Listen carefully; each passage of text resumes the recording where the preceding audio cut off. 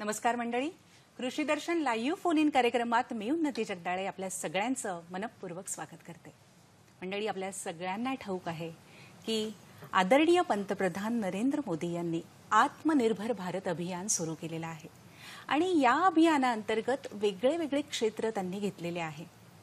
आता वेगळ्या क्षेत्रांमध्ये सगळ्यात महत्त्वाचा जर भाग कुठला असेल तर तो म्हणजे आपला ग्रामीण भारत, शेतकरी, शेती आणि त्याच्याशी निगडित सगळे उद्योग आणि धंदे।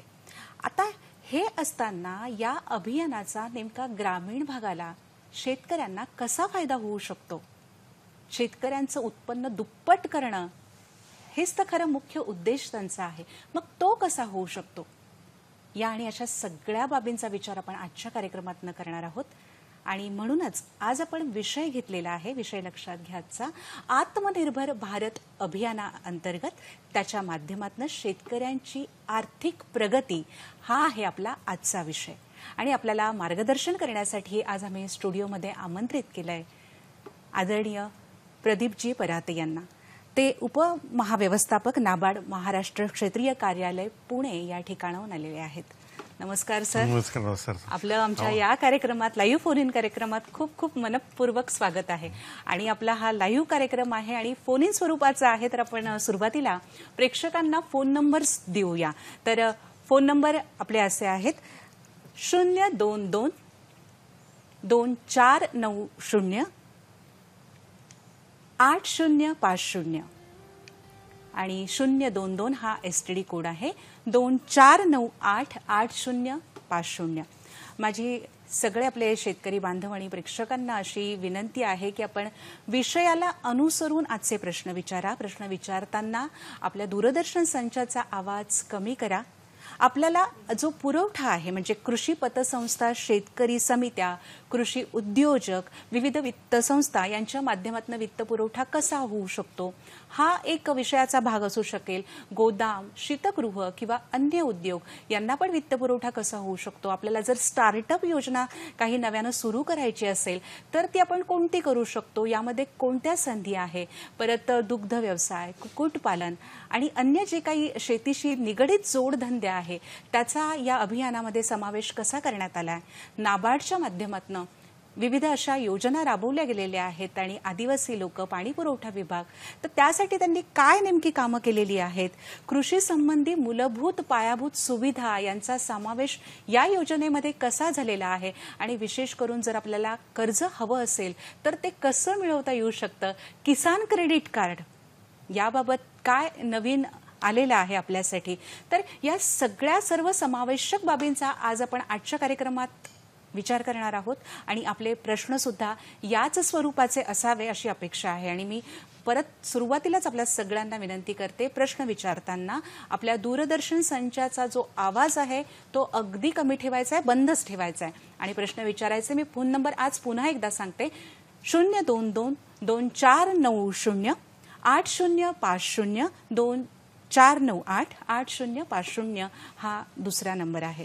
तर अत्यंत महत्त्वाचा विषय चर्चेला सुरुवात करते। मुळात आपण सुरुवातीला जाणून घेऊया की हे आत्मनिर्भर अभियान जे आहे ते नेमकं काय आहे, ग्रामीण भाग आणि शेतकऱ्यांसाठी हे अभियान कसं फायदेशीर आहे? नमस्कार सगळ्यांना, सगळ्या शेतकरी बांधवांना आणि ग्रामीण जनतेला। ॲक्च्युली हा जे आत्मनिर्भर भारत अभियान जे आहे ते आपल्या पंतप्रधानांनी 12 मे 2020 ला घोषित केलं। ॲक्च्युली हे एक पॅकेज आहे। ॲक्च्युली त्यावेळेला आपला भारत म्हणजे आता सुद्धा आहे कोरोनाग्रस्तातनं प्रभावित होता आणि त्यामुळे आपले जे मजूर लोक आहे, आपले जे शेतकरी लोक आहे, आपले जे उद्योग आहे ते फार अफेक्ट झाले होते। कारण कोरोनामुळे मजुरी मिळत नव्हती, पुष्कळचे धंदे बंद होते आणि कृषी क्षेत्रामध्ये पण पुष्कळचा माल विकला जात नव्हता, त्यामुळे शेतकऱ्यांना बरोबर भाव मिळत नव्हता।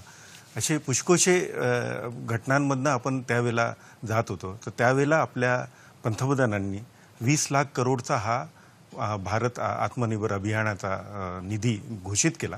त्याच्या अंतर्गत त्यांनी प्रत्येक सेक्टरला काहीतरी आर्थिक सहाय्यता देण्याचा प्रयत्न केला। म्हणजे कोणत्याही सेक्टरला त्यांनी असं नाही सोडलं की त्याला सहाय्यता नाही दिली आहे। कृषी असो, उद्योग क्षेत्र असो, सिव्हिल एव्हिएशन असेल, रिअल इस्टेट असेल, छोटे उद्योग असेल, आपले जे मजूर बांधव आहे, जे आपले ते शहरात राहत होते ते ग्रामीण भागात गेले. आता त्यांना तर काही ना काही उद्योग असला पाहिजे. त्यांच्यासाठी सुद्धा काही मूलभूत सुविधा आपल्याला ग्रामीण भागामध्ये करता येईल का, त्यांच्यासाठी सुद्धा त्यांनी प्रयत्न केले. तसेच जे छोटे उद्योग आहे त्यांना सुद्धा काही लिक्विडिटी सपोर्ट दिला त्यांनी. तसंच त्यांनी काही या आपल्या आत्मनिर्भर अभियानामध्ये मी सगळे सेक्टर तर कव्हर करणार नाही, पण कृषी क्षेत्राकडे मी थोडं जास्त याच्यामध्ये प्रभावित देणार. कारण आम्ही ज्या बँकेमध्ये आहे ते नाबार्ड कृषी आणि ग्रामीण विकास बँक आहे. तर आम्ही त्या सेक्टरबद्दल मी तुम्हाला आत्मनिर्भर भारतमध्ये काय काय त्यांनी समाविष्ट केलेलं आहे त्याची पूर्णपणे मी माहिती देणार आहे. सगळ्यात पहिले म्हणजे आम्ही नाबार्ड जे आहे, आम्ही जे फायनान्स देतो ते पहिले बँका फायनान्स देतात ग्रामीण क्षेत्रामध्ये, मग त्यांना आम्ही फायनान्स देतो. पण या पर्टिक्युलर याच्यामध्ये त्यांनी आम्हाला 25,000 करोड लिक्विडिटी सपोर्ट देण्यासाठी सांगितला. म्हणजे तलरता सपोर्ट जो असतो ग्रामीण बँकामध्ये तो द्यायला लावला. त्याच्यामध्ये स्लाइडवर पण बघू शकतो. त्याच्यामध्ये आपण जवळपास म्हणजे त्या सपोर्टमध्ये जवळपास 5,500 करोडचा सपोर्ट आपण महाराष्ट्रामध्ये दिलेला आहे. आणि या सपोर्टच्या अंतर्गत आपण बँकांना जास्तीत जास्त वित्त पुरवठा ग्रामीण भागामध्ये झाला पाहिजे, हा मुख्य त्याच्यामध्ये उद्देश आहे. या अभियानामध्ये दुसरा मुख्य बिंदू म्हणजे किसान क्रेडिट कार्ड. त्याच्यामध्ये आपण जे दुग्ध व्यवसाय आहे, मत्स्य व्यवसाय आहे किंवा कुक्कुटपालनचे जे शेतकरी बांधव आहे त्यांना सुद्धा KCCमध्ये समाविष्ट करण्यात आलेलं आहे. ही सगळ्यात मोठी आणि महत्त्वाची बाब त्याच्यामध्ये आहे. आणि आता रविवारी आपल्या पंतप्रधानांनी एक ॲग्रिकल्चर इन्फ्रास्ट्रक्चर फंड जाहीर केला, कृषीबाबत मूलभूत सुविधेचा निधी. या निधीच्या अंतर्गत आपण 1 लाख करोड रुपये आपण ग्रामीण जनतेला वाटणार आहे. त्याच्यामध्ये ज्या ग्रामीण संस्था आहे त्या सगळ्या त्याच्यामध्ये इलिजिबल आहे. SHG इलिजिबल आहे, सेल्फ हेल्प ग्रुप इलिजिबल आहे. तर अशा लोकांसाठी हा सपोर्ट देण्यात आलेला आहे. म्हणजे मुख्य उद्देश या आत्मनिर्भर भारत अभियानाचा होता की मूलभूत सुविधा आपल्याला ग्रामीण क्षेत्रामध्ये तयार करायच्या आहे. म्हणजे आपण जे आपल्या इथे जे मायग्रंट लोक जातात, म्हणजे आपल्या गावातनं जे शहराकडे जातात नवीन नवीन उद्योगधंद्यासाठी, नवीन नवीन याच्यासाठी. हो, आता आपण बघतोय येत्या रविवारी जो कार्यक्रम झाला, 9 तारखेला जो कार्यक्रम झाला मागच्या रविवारी, त्याविषयीची ही ध्वनिचित्रफीत आहे. आपण ती बघतो आहोत. आपल्या कृषी मंत्रालय भारत सरकार यांनी एक ध्वनिचित्रफीत तयार केली होती आणि त्यामध्ये जे भाषण झालेलं आहे ते आपण बघतोय. सकाळी 11 वाजता हा कार्यक्रम झाला होता.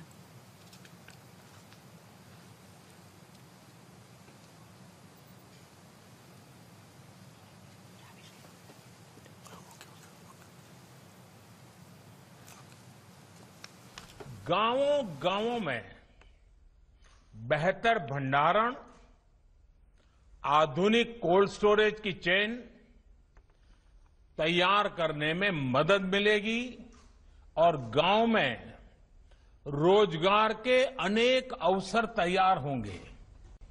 साथियों, हमारी खेती में पैदावार समस्या नहीं है, बल्कि पैदावार के बाद होने वाली उपज की बर्बादी ये बहुत बड़ी समस्या रही है.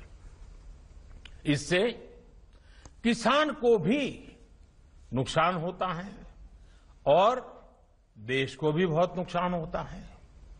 इसी से निपटने के लिए और दूसरी तरफ किसानों को सीधी मदद दी जा रही है. आत्मनिर्भर भारत अभियान के तहत हर जिले में मशहूर उत्पादकों के साथ देश और दुनिया के मार्केट तक पहुंचाने के लिए एक बड़ी योजना बनाई गई है. इसके तहत देश के अलग अलग जिलों में गांव के पास ही कृषि उद्योगों के क्लस्टर बनाए जा रहे हैं.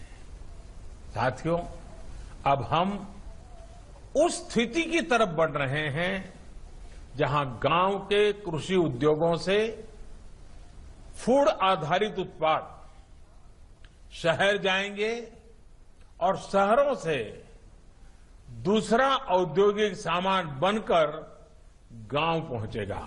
यानी ये 2 वे चलेगा.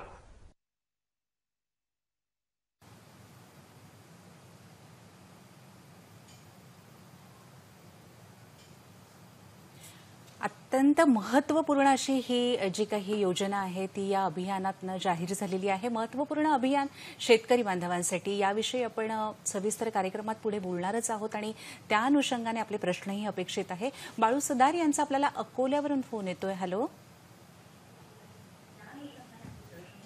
Hello hello. आधी तुमच्या आपला आवाज कमी करा टीव्हीचा आणि प्रश्न विचारा. हां हा बोला मॅडम. बोला प्रश्न विचारा. हो आवाज कमी करा. हा प्रश्न विचारा. हा नमस्कार पराते सर. हा नमस्कार नमस्कार नमस्कार. मी बाळू सदार बोलतो चांगेफळवरून. हा बोला पासून जिल्हा हा बोला प्लीज प्लीज. सर आत्मनिर्भर भारत मध्ये मोदी साहेब म्हणतात की शेतकऱ्याचं उत्पन्न दुप्पट करायचं आपल्याला. हा बोला. सलग प्रश्न विचारा. हा तर शेतकऱ्याचं उत्पन्न साहेब दुप्पट कसं होईल याचं जरा सविस्तर सांगा बा. बर प्रश्न समजला आपला. हा याच्यामध्ये ऍक्च्युली कसं शेतकऱ्याचं उत्पन्न जर आपल्याला डबल करायचं असेल तर एक तर आपल्याला त्याचा खर्च कमी करावा लागेल जो त्यांना निविष्ठावर लागतो, कारण सगळ्यात जास्त खर्च आपला निविष्ठावर होतो. आणि दुसरं त्याच्यामध्ये मुख्य कारण आहे की आपल्याला जास्तीत जास्त जे minimum support price government of India declare करतं, म्हणजे निवृत्तम भाव हा प्रत्येक मालावर डिक्लेअर करतं, तो शेतकऱ्याला मिळाला पाहिजे. जो ज्या पिकाचा दर ठरलेला आहे, गव्हर्नमेंटनी ठरवलेला आहे, त्या दरामध्ये जर तुम्ही विकू शकले तर तुम्हाला त्याचं डबल प्रोडक्शन येईल. दुसरं असं की तुम्ही जे आता कृषी करत आलेले आहे त्याच्यामध्ये जर नवीन तंत्रज्ञानाचा जर वापर केला आपण आणि शेती आपण आधुनिक तंत्रज्ञानाने केली, त्याच्यामध्ये आपण चांगल्या प्रकारे खतं टाकणे आणि चांगल्या प्रकारे शेणखत टाकणे, चांगल्या प्रकारे आपण निविष्ठाचा वापर करणे, चांगले आपण बी बियाणे वापरणे आणि कमीत कमी खर्च करून जास्तीत जास्त उत्पादन जर आपण आणलं तर खरोखरच आपण जे पंतप्रधानांनी म्हटलेलं डबलिंग ऑफ द ॲग्रिकल्चर उत्पादन हे होऊ शकतं आपलं. आणि हे पॉसिबलसुद्धा आहे. आणि काही पिकांमध्ये असं शक्य होण्यासारखं आहे, कारण आता जे आपल्या इथे जे कृषी युनिव्हर्सिटीज आहे, रिसर्च सेंटर आहे, त्यांनी चांगल्या प्रकारचे वाहनं काढलेले आहे, त्यांनी चांगल्या प्रकारचं तंत्रज्ञान काढलेलं आहे. कृषी KVK जे आहे ते चांगल्या प्रकारे तंत्रज्ञान खारपर्यंत पोहोचवून देतात.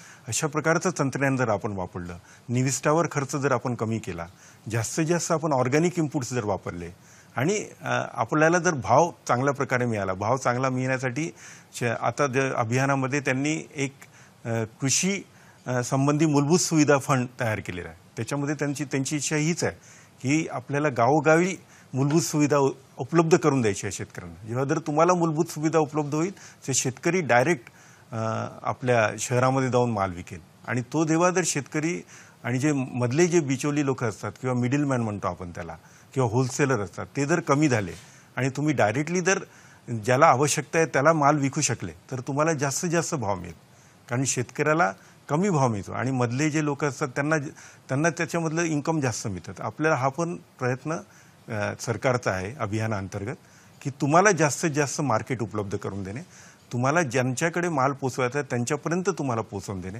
हा सगळ्यात महत्त्वाचा उद्देश आहे त्याचा. अत्यंत त्यांचा एक चांगला प्रश्न आपल्याकडे आलेला आहे की नक्की उत्पन्न दुप्पट करायचं तर ते होणार कसं. खूपच छान प्रश्न त्यांनी विचारला. आता कृषी संबंधी ज्या मूलभूत पायाभूत ज्या सुविधा आहे त्यांच्यासाठी जो निधी उपलब्ध करून दिलेला आहे, ती योजना आहे, तर ती नेमकी काय आहे आणि ग्रामीण भाग आणि शेतकरी यांना त्याचा फायदा कितपत होणार आहे? कृषी संबंधी जी मूलभूत सुविधा निधी आहे हा आता आमच्या पंतप्रधानांनी रविवारी 11 वाजता डिक्लेअर केला आहे. त्याच्यामध्ये नाबार्ड पण इन्व्हॉल्व होतं, नाबार्डचे क्षेत्रीय कार्यालयांना पण त्याच्यामध्ये त्यांनी इन्व्हॉल्व केलं होतं.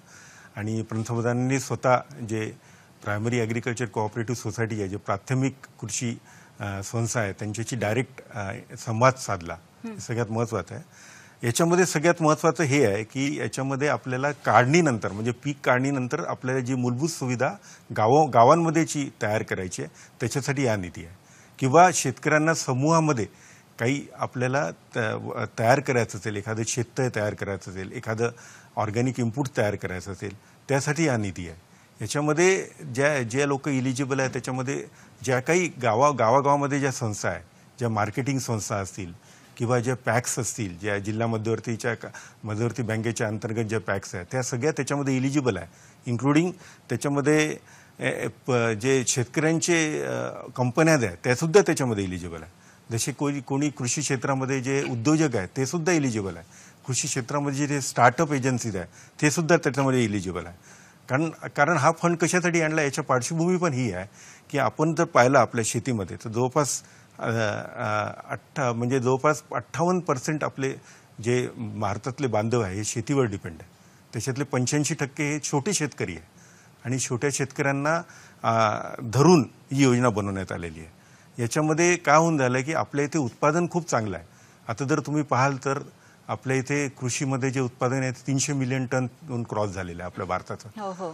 पण आता काय होतं की त्याच्यामध्ये लॉसेस खूप होतात. 15 ते 20% जे आहे ते आपल्याला ते टाळता आले पाहिजे. आपल्याला फोन येतोय, बाळासाहेब कडवे यांचा फोन येतोय. हॅलो, जालन्यावरून बोलतात बाळासाहेब कडवे. हॅलो.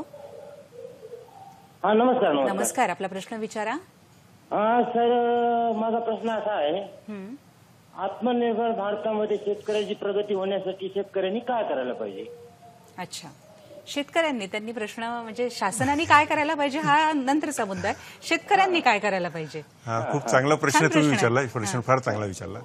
शेतकऱ्यांनी ऍक्च्युली काय करायला पाहिजे हा महत्वाचा मुद्दा आहे. शेतकऱ्यांनी ऍक्च्युली कर्ज तुम्हाला कमी म्हणजे कन्सेशन रेटवर अवेलेबल आहे. आता जे किसान क्रेडिट कार्ड अंतर्गत तुम्ही कर्ज घेता हे जवळपास 0% वर आहे. म्हणजे त्याच्यामध्ये इंटरेस्ट द्यावा लागत नाही तुम्हाला. कारण त्याच्यामध्ये इंटरेस्ट सबवेन्शन तुम्हाला केंद्र सरकार आणि राज्य सरकारचं जर पकडलं तर पुष्कळ इंटरेस्ट सबवेन्शन मिळतं. ते कर्जाचा वापर जर तुम्ही करून आधुनिक तंत्रज्ञानाचा वापर जर केला आपण आणि तुम्ही त्याच्यामध्ये जास्तीत जास्त प्रमाणात म्हणजे कृषीच्या ज्या निविष्ट आहे किंवा तुम्ही पाण्याचा जो वापर आहे तो त्याच्यामध्ये जर चांगल्या प्रकारे ड्रीप किंवा स्प्रिंकलर इरिगेशन वापरून जर केला तर तुम्ही भरघोस उत्पादन घेऊ शकता शेतकरी. आणि दुसरं म्हणजे की आता शेती ही आता वेगवेगळ्या पद्धतीने चाललेली आहे. आता शेतीमध्ये तुम्हाला नवीन नवीन तंत्रज्ञान येऊन झालेलं आहे. तुम्ही पॉलीहाऊसमध्ये शेती करू शकता, शेडनेटमध्ये शेती करू शकता. म्हणजे कमीत कमी क्षेत्रामध्ये जास्तीत जास्त उत्पादन तुम्ही घेऊ शकता.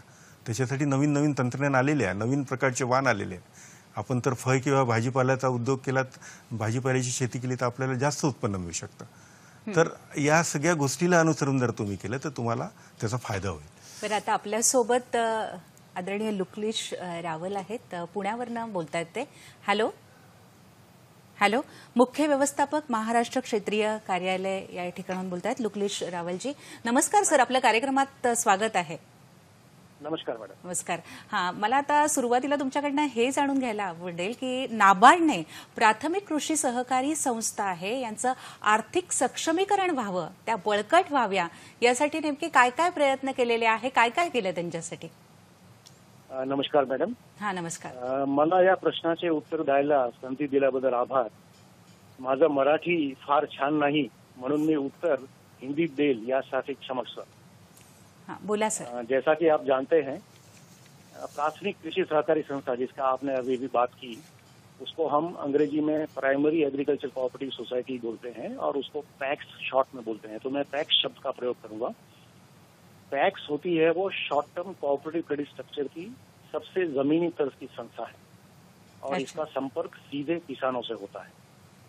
आप जानते होंगे कि 3 स्तर होते हैं. राज्य स्तर पे राज्य सहकारी बैंक होती है हर एक राज्य में, जिला स्तर पर जिला मध्यवर्ती सहकारी बैंक होती है और सबसे नीचे के स्तर पे प्राइमरी एग्रीकल्चर कोऑपरेटिव सोसाइटीज यानी कि पैक्स होती है. भारत में करीब 93,000 पैक्स है, जिसमें से करीब 21,000 पैक्स महाराष्ट्र में है. नाबार्ड का यह मानना है मैडम कि सहकारी संरचना को मजबूत करने के लिए जी जो बेस है यानी कि जो पैक्स है, जो बिल्डिंग ब्लॉक्स है, उनका मजबूत होना आवश्यक है. पैक्स को वित्तीय रूप से सक्षम, वाइब्रेंट और डायनेमिक बनाने के लिए नाबार्ड ने कई कदम उठाए हैं. इनमें से कुछ पहलों को मैं आपके सामने रखना चाहूंगा.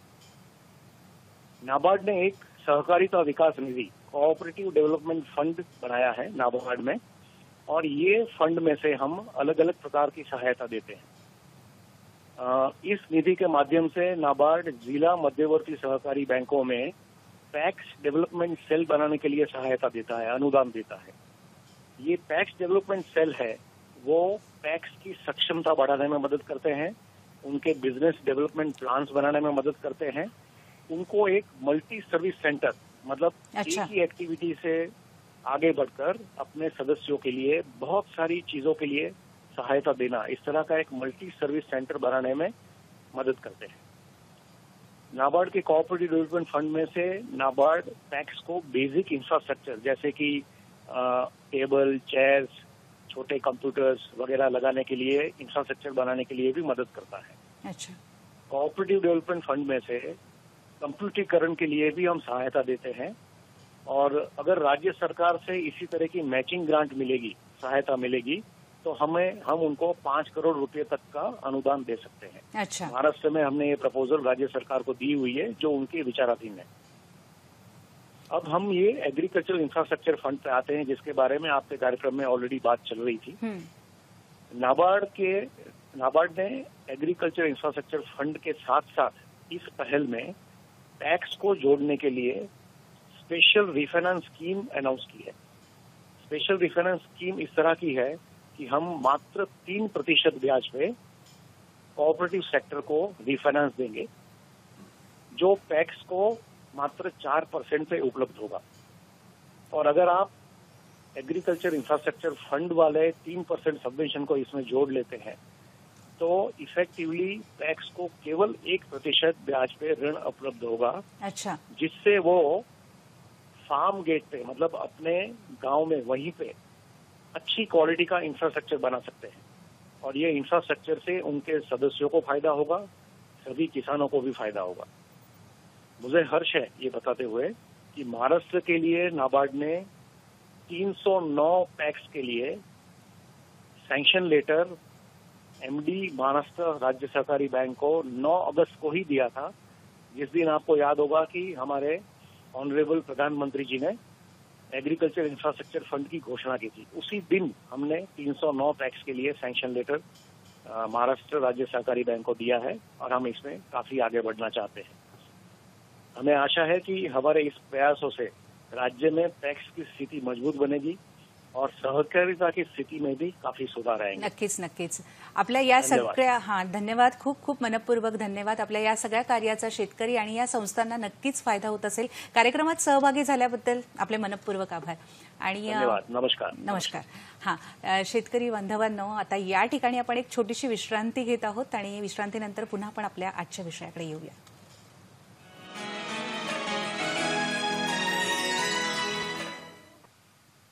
विश्रांतीनंतर पुन्हा एकदा मी आपलं कार्यक्रमात स्वागत करते। आत्मनिर्भर भारत अभियानाच्या माध्यमातून शेतकऱ्यांची आर्थिक प्रगती याविषयी आपण आज जाणून घेतो आहोत।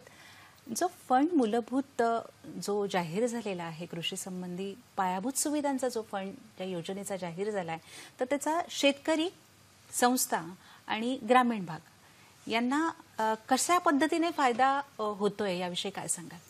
ॲक्च्युली तो कृषी संबंधी मूलभूत सुविधा निधी जो तयार झालेला आहे, त्याच्यामध्ये सगळ्या बँका इलिजिबल आहे, आणि या निधीमध्ये 1 लाख करोड निधी गव्हर्नमेंटनी इन्व्हेस्टमेंट होईल असं प्रेडिक्ट केलेलं आहे। त्याच्यामध्ये पहिल्या वर्षी 10,000 आणि नंतरच्या 3 वर्षी म्हणजे 4 वर्षी 30,000 आता 1 लाख करोडचं इन्व्हेस्टमेंट याच्यामध्ये होणार आहे।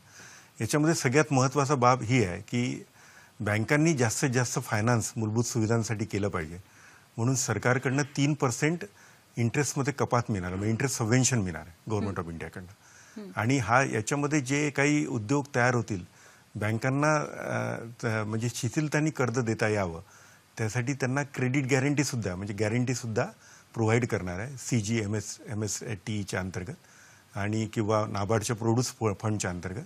त्यामुळे बँकांसाठी फार इझी राहणार आहे की कशा प्रकारे कर्ज देता येईल। एक तर इंटरेस्ट सबवेन्शनमुळे शेतकऱ्याला फायदा होईल, त्याला कमी दरामध्ये कर्ज मिळेल, आणि बँकांना सुद्धा सरलता मिळेल की त्याच्या खाली त्यांना देता येईल। याच्यामध्ये जसं आमच्या लकुलीश रावल आपले मुख्य महाप्रबंधकांनी सांगितलं की नाबार्डनी सुद्धा स्वतःला याच्यामध्ये इन्व्हॉल्व केलेलं आहे, आणि नाबार्डसुद्धा पुनर्वित्त जे बँका फायनान्स करतील त्यांना 3% देणार आहे। तर त्यामुळे काय होईल की जर प्राथमिक सहकारी संस्था जर याला एखाद्या मूलभूत सुविधेला तयार करतील त्यांच्या लेवलला, तर त्यांना 1%मध्येच कर्ज मिळणार आहे। तर कारण 3% इंटरेस्ट सबवेन्शन गव्हर्नमेंट ऑफ इंडियाकडनं मिळणार। तर याच्यामध्ये जे शेतकऱ्यांच्या कंपन्या आहे, नंतर जे काही प्राथमिक संस्था आहे, ज्या मार्केटिंग संस्था आहे, या सगळ्यांना याच्यामध्ये लाभ मिळणार आहे। आणि याच्यामध्ये आपल्याला ज्या म्हणजे मी जे पहिले तुम्हाला सांगितलं होतं की आपलं उत्पन्न फार चांगलं प्रॉडक्ट चाललेलं आहे, 300 मिलियन टन आपलं प्रोडक्शन आहे, हॉर्टिकल्चरमध्ये म्हणजे उद्यानिकीमध्ये पण सुद्धा चांगल्या प्रकारे आपण उत्पन्न घेतो, पण 15 ते 20% आपले लॉसेस आहे. त्याच्यामुळे आपल्याला काढणीनंतर तर मूलभूत सुविधा करणं आवश्यक आहे. जसं सप्लाय चेंज करायला पाहिजे, वेअर हाऊसेस करायला पाहिजे, सायलोस करायला पाहिजे, तसंच आपल्याला पॅक हाऊसेस करायला पाहिजे, म्हणजे ग्रेडिंग आणि सॉर्टिंग युनिट असायला पाहिजे. कारण आपण यांच्याकडे आतापर्यंत लक्ष दिलेलं नाही आहे. कारण शेतकऱ्यांना काय होतं, माल तो तयार होतो पण तो ग्रेड नाही झाला ना, त्याला चांगल्या प्रकारे त्याचं भाव मिळत नाही. त्यांनी जर ग्रेडिंग केलं, सॉर्टिंग केलं, त्यांनी जर गोडाऊनमध्ये ठेवलं आणि जेव्हा चांगला भाव मिळेल तेव्हा विकलं, ह्या सगळ्या गोष्टी याच्यामध्ये इन्व्हॉल्ड आहे. कारण शेतकरी जेव्हा नॉर्मली शेतीमध्ये असं होतं की जेव्हा उत्पन्न होतं तेव्हा ॲक्च्युली शेतकरी विकतात तेव्हा सगळ्यात कमी भाव असतात, पण त्याला आपण जर स्टोअर केलं 5 किंवा 6 महिने आणि जेव्हा आपल्याला चांगला भाव मिळेल तेव्हा विकलं, त्यासाठी मूलभूत सुविधेची आवश्यकता आहे गावामध्ये. म्हणजे त्याच्यामध्ये गोदामाची आवश्यकता आहे, सायलोजची आवश्यकता आहे, त्यांचं जे अन्नधान्य जे तयार करून झालं त्याला ग्रेडिंग करायची आवश्यकता आहे. दुसरं शेतकऱ्यांना त्यांच्याजवळ शेततळी असणं आवश्यक आहे. म्हणजे जेव्हा त्यांना म्हणजे पिकाला एखाद्या पाण्याची आवश्यकता असेल तेव्हा जर त्यांनी पाणी दिलं तर त्यांचं उत्पन्न भरघोस होऊ शकतं. उत्पन्नामध्ये सुद्धा वाढ झाली पाहिजे. आणि कमीत कमी पाण्यामध्ये जास्त करण्यासाठी आपल्याला ड्रीप किंवा स्प्रिंकलर इरिगेशनसुद्धा कम्युनिटी बेसिसवर आपण याच्यामध्ये फायनान्स करू शकतो. तर या सगळ्या गोष्टींचा विचार करून आपल्या पंतप्रधानांनी हा निधी घोषित केलेला आहे. आणि या निधीमध्ये जे म्हणजे मॉनिटर करणार आहे एजन्सी, ते कृषीमधले सेक्रेटरीच्या अंडरगत कमिटी राहणार आहे. राज्यामध्ये सुद्धा जो आमचा मुख्य सेक्रेटरी आहे, चीफ सेक्रेटरीच्या अंतर्गत कमिटी राहणार आहे, ज्याचा म्हणजे त्याच्यामध्ये नाबार्डचे मुख्य महाप्रबंधक एक मेंबर सेक्रेटरीज आहे. जिल्ह्यामध्ये सुद्धा नाबार्डचे जे जिल्हा विकास प्रबंधक आहे ते सुद्धा एक मेंबर सेक्रेटरी आहे, कलेक्टर त्याच्यामध्ये अध्यक्ष राहणार आहे. अशा तऱ्हेने कमिटी तयार केलेली आहे. म्हणजे याचं चांगल्या तऱ्हेने इम्प्लिमेंट होईल ग्राउंड लेवलला. म्हणजे अशा तऱ्हेने या योजनेला पूर्णपणे इम्प्लिमेंटेशन करता येऊ शकतं. आता प्राथमिक कृषी सहकारी संस्था आहे पॅक्स, त्यांच्याविषयी आपण सांगितलं की कशा पद्धतीने त्यांना आपण या योजनेचा फायदा हा देतो आहोत. काही ठळक मुद्दे आणखीन या संस्थांना आपण सांगू शकाल? प्राथमिक कृषी संस्था जसं आमच्या मुख्य महाप्रबंधकांनी सांगितलं आता सध्याच्या ह्याच्यात की ते एक बेस लेवलची ऑर्गनायझेशन आहे आणि त्यांना सक्षम करणं फार आवश्यक आहे. कारण प्रत्येक गावामध्ये एक प्राथमिक कृषी सहकारी संस्था असते, ती कर्ज देते. ते नॉर्मली शॉर्ट टर्म कर्ज देते, म्हणजे कमी वेळासाठी, आणि ते लोक इन्व्हेस्टमेंट ॲक्टिव्हिटी करत नाही आणि त्यांना सक्षम होणं फार आवश्यक आहे. कारण तेच बेस लेवलला आणि ते जर सक्षम नाही राहिले तर मग आपण पुढे कर्ज देऊ शकत नाही. तर त्यांनी अशा प्रकारचे नवीन आर्थिक व्यवसाय त्यांनी करायला पाहिजे. त्यांनी ते आर्थिक बळकटीकरण होईल आणि ते स्वतःच्या पायावर उभे राहतील आणि आत्मनिर्भर होतील. ते उत्तम मनस्कर यांचा आपल्याला यवतमाळ इथून फोन येतोय. हॅलो हॅलो हॅलो, प्रश्न विचारा. हॅलो हॅलो, उत्तमजी आपला आवाज येतोय, प्रश्न विचारा. नमस्कार. नमस्कार नमस्कार नमस्कार नमस्कार. नमस्कार उत्तम साहेब. आम्हाला पंतप्रधान योजनेच्या आत्मनिर्भर विषयी जी माहिती आहे ते आम्हाला पाहिजे आहे. तीच देतोय आपण कार्यक्रमातनं. उत्तमची तीच माहिती आपण देतोय. आपण कार्यक्रम नीट बघा. तीच माहिती आपण कार्यक्रमात आणि शेतकऱ्याचं उत्पन्न दुप्पट करण्याचा जो पंतप्रधानाचा विषय आहे. सलग प्रश्न विचारा, आपला आवाज ऐकू नका. तो आम्हाला समजावून सांगा थोडा. नक्कीच, आपण खऱ्या अर्थाने तर याच विषयावर आपण सांगतो आहोत. पण हो, आपला प्रश्न कळला उत्तमजी, आपला प्रश्न कळला. तर आपण तेच सांगतो आहोत कार्यक्रमातून सुरुवातीपासून की दुप्पट त्यांचं उत्पन्न व्हावं यासाठी आपण काय काय करू शकतो आणि नेमकं हे अभियान आहे काय. आता या आत्मनिर्भर भारत अभियानामध्ये किसान क्रेडिट कार्ड हे फार महत्वाची गोष्ट आहे. तर या संबंधी यामध्ये काही बदल करण्यात आले का किंवा काही वाढवण्यात आले का, नेमकं काय करण्यात आलंय? आता जो उत्तमनी जो शेतकऱ्यांनी जो प्रश्न विचारला होता त्याच्या दृष्टीने किसान क्रेडिट कार्ड हे फार महत्वाचं आहे. किसान क्रेडिट कार्ड यावेळेला जे आपल्या पंतप्रधानांनी जाहीर केलं हे मिशन मोडमध्ये करायचं आहे. म्हणजे आपण किसान क्रेडिट कार्ड पहिलेपासून देत आलेलं आहे, असं नाही की बँका नाही देत आलेलं आहे, पण यावेळेला पंतप्रधानांनी एक नवीन त्याच्यामध्ये बाबी समाविष्ट केलेल्या आहे. म्हणजे आता किसान क्रेडिट कार्ड त्यांनी जेव्हा 1 फेब्रुवारीपासून मिशन मोडमध्ये चालू केला तेव्हा त्यांनी ठरवलं की 2.5 करोड किसान क्रेडिट कार्ड आपण वितरित करू. त्याच्यातले 1.5 करोड किसान क्रेडिट कार्ड हे आपण मत्स्यपालन, तसंच आपण दुग्ध व्यवसाय करणारे शेतकरी, तसंच आपण जे कुक्कुटपालन करणारे शेतकरी यांना देऊ. आणि जवळपास 1,60,000 ही जी लिमिट केसीसीमध्ये निर्धारित केलेली आहे तेवढी लिमिट आपण विदाऊट एनी कोलॅटरल सिक्युरिटी म्हणजे विदाऊट सिक्युरिटी घेऊन बँकांनी कर्ज द्यायला पाहिजे. आणि त्याच्यामध्ये सगळ्यात महत्त्वाचं म्हणजे एखादा शेतकरी जर नुसतं पीक कर्जच घेत असेल आणि त्याच्याबरोबर तो जो दुग्ध व्यवसाय करत असेल, कुक्कुटपालन करत असेल किंवा मत्स्यपालन करत असेल तर त्याला 1,00,000 तर लिमिट त्याला क्रॉप लोनसाठी मिळेलच, पण त्याच्या व्यतिरिक्त तो 2,00,000 रुपये लिमिट मत्स्यपालन किंवा दुग्ध व्यवसायासाठी घेऊ शकतो.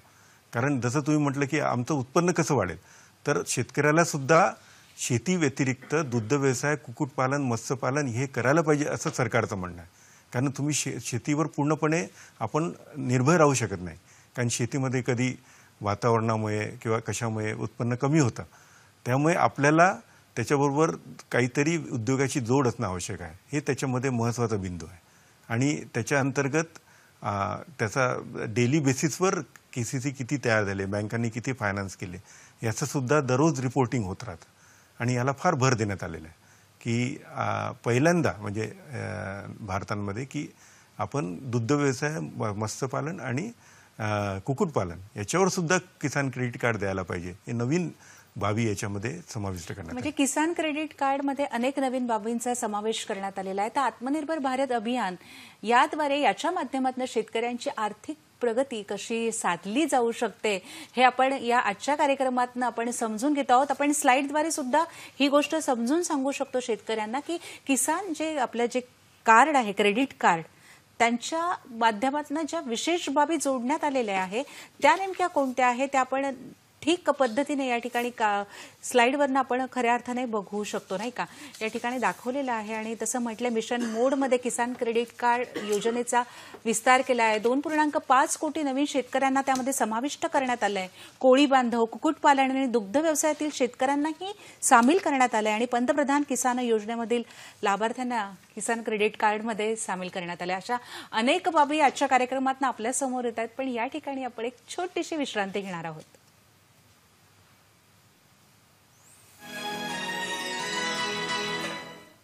विश्रांतीनंतर मी पुन्हा एकदा सगळ्यांचं कार्यक्रमात स्वागत करते. आजच्या कार्यक्रमात अत्यंत महत्त्वाच्या विषयावर आपण बोलतो आहोत आणि आदरणीय पंतप्रधान यांनी जे आत्मनिर्भर भारत अभियान हा जो अभियान सगळीकडे सुरू केला आहे तर त्याच्या माध्यमातून शेतकऱ्यांची आर्थिक प्रगती ही कशा पद्धतीने होऊ शकते, शासन काय करते आणि आपण काय करायचं आहे, या सगळ्या गोष्टी आपण आजच्या बाबीतनं म्हणजे आजच्या कार्यक्रमातनं समजून घेतोय. आणि या सगळ्यामध्ये एक महत्त्वाची बाब आहे की सध्या कोरोनाचा काळ आहे. अनलॉक जरी सुरू असला काही प्रमाणात तरी पण त्याचा असर किंवा त्याचा प्रभाव हा संपूर्ण प्रत्येक क्षेत्रावर दिसतोय. मग आपण त्या ठिकाणी आदिवासी भागांचा विचार करायचा तर तिथली अवस्था खूपच दयनीय आहे. पाणलोट क्षेत्र आहे, तिथली अवस्था म्हणावी तशी खूप चांगली नाहीये. तर या दोघी क्षेत्रांसाठी नाबार्डने या कोविडमध्ये नेमकं काही विशेष कार्य केलेलं आहे का? मी नाबार्डने ॲक्च्युली पुष्कळशे पाणलोट क्षेत्र आणि आदिवासी विकास प्रकल्प राबवले. नाबार्डला पाणलोट क्षेत्र आणि आदिवासी विकास प्रकल्प हे नाबार्डला फार क्लोज आहे. कारण नाबार्ड हे एक विकासमत संस्था आहे आणि नाबार्ड म्हणजे गैरसरकारी संस्था यांच्यामार्फत पुष्कळशे पाणलोट क्षेत्र तयार केलेले आहे. जवळपास आमचे आता सध्याच्या स्थितीला 342 पाणलोट विकास प्रकल्प आहे. त्याच्यामध्ये 4,28,000 हेक्टर क्षेत्र कव्हर झालेलं आहे. आणि त्या पाणलोट क्षेत्रामध्ये तसंच आम्ही आदिवासी विकास प्रकल्प चालवतो. म्हणजे आम्ही काय करतो की जे आदिवासी बाहुबल्य जो एरिया असतो तिथे आम्ही त्या आदिवासी बांधवांना एक फळपीक देतो. म्हणजे कधी आंबा देतो किंवा पेरू असेल किंवा काजू असेल आणि त्याच्याबरोबर त्यांना त्यांच्या पिकांच्या मध्ये लावणारे काही पिकं देतो. तसंच प्लस त्यांना काही फॉरेस्टचे पिकं देतो. अशा तऱ्हेने त्यांना एका एकर एरियामध्ये त्यांना देतो. ते आम्ही जो प्रकल्प हे सगळे जे राबवतो हे सगळे शेतकऱ्यांना सगळ्यांना एकत्रित करून राबवतो. असं वेगवेगळं आम्ही राबवत नाही. त्यांना त्याच्यामध्ये म्हणजे प्लॅनिंगपासून तर इम्प्लिमेंटेशनपर्यंत सगळ्या प्रोसेसेसमध्ये आम्ही आमच्या आदिवासी बांधवांना समाविष्ट करतो आणि त्यांच्याद्वारे हा प्रकल्प आम्ही राबवितो. याच्यामध्ये नाबार्डनी एक काय केलेलं आहे की एवढे सगळे जे क्षेत्र आम्ही निर्माण केलेले आहे, जवळपास आता 42,600 हेक्टर क्षेत्र आदिवासी विकास प्रकल्पामध्ये आम्ही आतापर्यंत आमच्या महाराष्ट्रात आहे. 4,28,00,000 हेक्टर क्षेत्र पाणलोट क्षेत्रामध्ये आहे. या क्षेत्रामध्ये आता ज्या पाणलोट क्षेत्रानंतर आदिवासी विकल्प क्षेत्रानंतर तिथे आता आवश्यकता आहे की आपल्याला त्यांचं जे पीक आहे त्याचं उत्पादन वाढवलं पाहिजे. त्याच्यासाठी त्यांनी पण काही प्रकल्प राबवले पाहिजे. म्हणजे काही पीक कर्ज असेल किंवा त्यांना काही ड्रीप घ्यायचं असेल, स्प्रिंकल इरिगेशन घ्यायचं असेल किंवा त्यांना काही त्यांच्या शेतीमध्ये नवीन प्रकारचे उद्योग करायचे असतील, त्याच्यासाठी त्या लोकांना कर्ज बँकेकडनं मिळालं पाहिजे.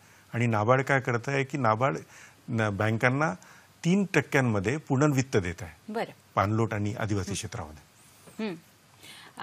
या ठिकाणी खरं तर आदिवासी आणि पाणलोट क्षेत्रासाठी नाबार्डने बरेच कामं केलेले आहेत. आपल्याला एक कार्यक्रमात एक फोन येतोय नितीन ठाकूर यांचा हिंगोलीवरून. हॅलो, प्रश्न विचारा. Hello sir. नमस्कार. नमस्कार. हा, माझा प्रश्न असा आहे सर. माझा प्रश्न असा आहे, सलग प्रश्न विचाराल नितीनजी. शेतीसाठी सलग प्रश्न पूरक विचारा. व्यवसायासाठी कोणकोणते कर्ज उपलब्ध आहेत? हां, तुमच्या या प्रश्नाचं उत्तर नक्कीच आम्ही तुम्हाला देणार आहोत, पण एक छोट्याशा विश्रांतीनंतर.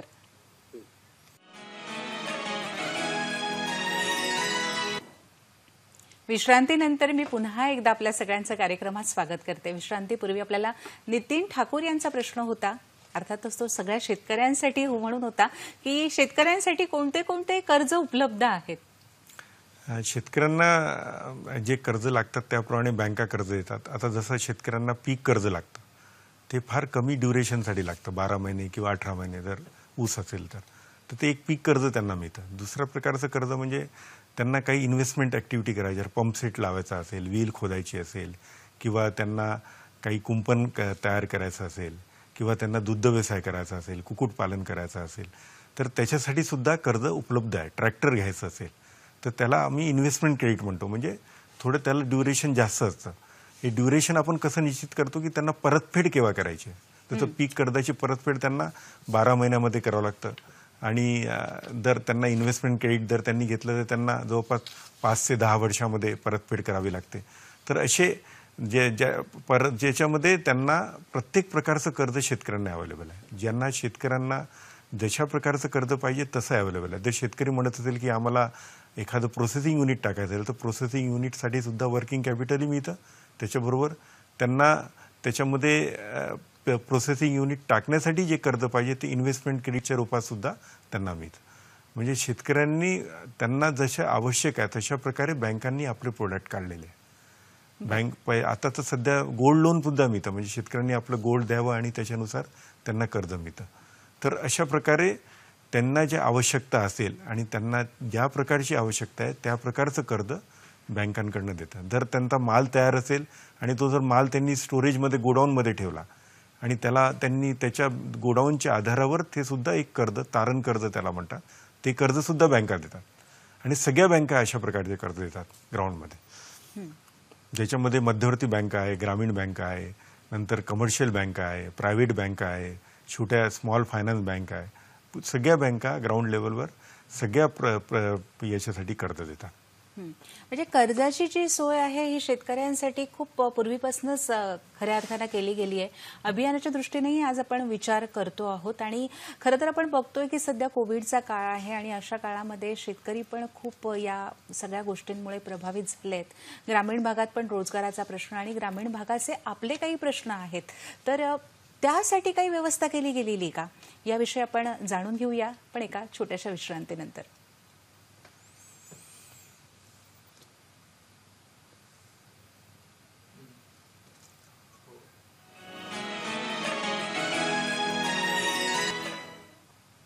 विश्रांतीनंतर आपल्या सगळ्यांचं पुन्हा एकदा स्वागत. तर माझा प्रश्न असा होता की या कोविडच्या काळात ग्रामीण भागासाठी आणि शेतकऱ्यांसाठी नाबार्डने काय विशेष उपक्रम केलेत?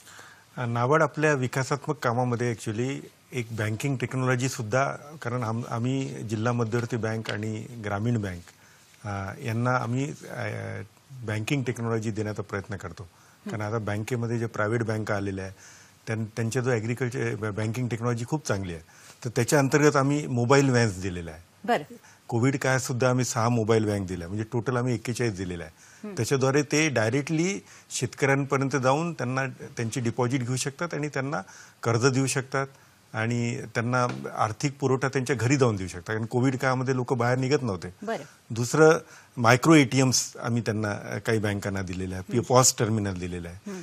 आणि तसंच आम्ही बँकांना नॉर्मली आम्ही पुनर्वित्त देतो, जेव्हा ते ग्राउंड लेवलला फायनान्स करतात त्यानंतर देतो. या काळात आम्ही 550 करोड आम्ही त्यांना ॲडव्हान्समध्ये दिलेला आहे की तो कर्जाचं कुठे पण कमी पडला नाही पाहिजे, त्यांच्या जो लिक्विडिटी अवेलेबल पाहिजे, म्हणजे ते कर्ज ग्राउंड लेवलला देऊ शकतील. तसेच आम्ही वॉटरशेडमध्ये आदिवासी विकास कार्यक्रमामध्ये सुद्धा पुष्कळशी कामं केलेलं आहे. बचत गटामध्ये म्हणजे अनेक कार्य बचत गटांसाठी म्हणा किंवा अन्य अनेक क्षेत्रांसाठी, या शेती क्षेत्रासाठी आपण बरीचशी कामं ही केलेली आहेत. बघता बघता कार्यक्रमाची वेळ आपली संपत आली आहे, त्यामुळे मी आता आपल्या कार्यक्रमातून निरोप घेते. खूप मनपूर्वक धन्यवाद सर आपले. थँक्यू. मला डीडी सह्याद्रीबद्दल बोलायला नक्कीच. आणि हो नक्की शेतकरी बांधवांनो, पुढच्या गुरुवारचा विषय लक्षात घ्या. पुढच्या गुरुवारी 20 ऑगस्ट 2020 रोजी वृक्ष संवर्धन, पर्यावरण रक्षण आणि जैवविविधतेचं जतन, काळाची गरज यात सहभागी होतील डॉक्टर दिनेश कुमार त्यागी, प्रधान मुख्य वनसंरक्षक, सामाजिक वनीकरण पुणे, रंगनाथ नाईकडे, वनसंरक्षक, सामाजिक वनीकरण पुणे हे सहभागी होणार आहेत. आणि आमचा हा कार्यक्रम आपल्याला कसा वाटतोय हे आपण आम्हाला पत्राद्वारे आवर्जून कळवू शकतात. आमचा पत्ता त्यासाठी लिहून घ्या. पांडुरंग बुतकर मार्ग, दूरदर्शन केंद्र वरळी, मुंबई 400030. आणि तसंच आपण आम्हाला ईमेलद्वारे सुद्धा संपर्क करू शकतात. कृषीदर्शन DDK Mumbai @gmail.com आणि कृषीवार्ता DDK Mumbai @gmail.com वर. आपण आमचा कार्यक्रम बघू शकला नसाल तर फेसबुक, यूट्यूब आणि पोर्टलच्या माध्यमातून आमचा हा कार्यक्रम बघू शकतात. आजच्या कार्यक्रमातून आपला निरोप घेतो आहोत. आत्मनिर्भर होण्यासाठी आपल्यासाठी ज्या काही योजना आलेल्या आहेत त्याचा आपण फायदा घ्या आणि शेतकरी बांधवांनो आपलं उत्पन्न दुप्पट करून घ्या. आज निरोप घेतोय. पुन्हा भेटूया. नमस्कार.